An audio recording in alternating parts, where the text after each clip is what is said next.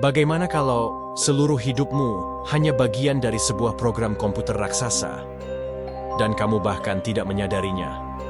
Ini bukan adegan film. Beberapa ilmuwan benar-benar menganggap ini kemungkinan nyata.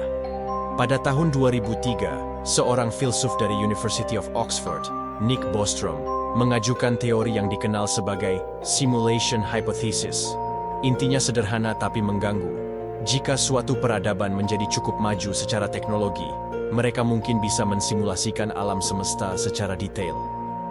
Dan jika simulasi seperti itu bisa dibuat, maka kemungkinan kita hidup di dunia asli justru lebih kecil dibanding hidup di simulasi.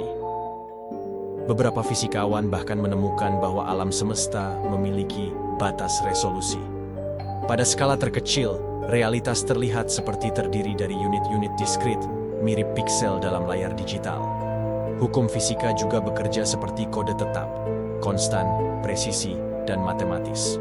Beberapa teori dalam fisika kuantum menunjukkan bahwa partikel bisa berada dalam dua keadaan sekaligus, sampai diamati. Seolah-olah realitas dirender saat kita melihatnya.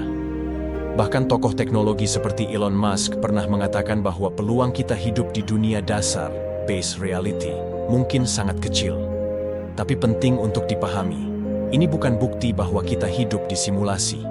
Ini adalah hipotesis filosofis dan ilmiah yang masih diperdebatkan. Tidak ada eksperimen yang secara langsung membuktikannya. Namun pertanyaannya tetap mengganggu. Jika suatu hari kita sendiri mampu menciptakan simulasi dengan kesadaran digital di dalamnya, bukankah itu berarti kemungkinan kita juga berada di dalam simulasi semakin besar? Mungkin kita hidup di dunia nyata. Mungkin kita hidup di dalam kode, atau mungkin perbedaan itu tidak lagi penting. Karena jika semuanya terasa nyata bagi kita, apakah itu masih bisa disebut ilusi?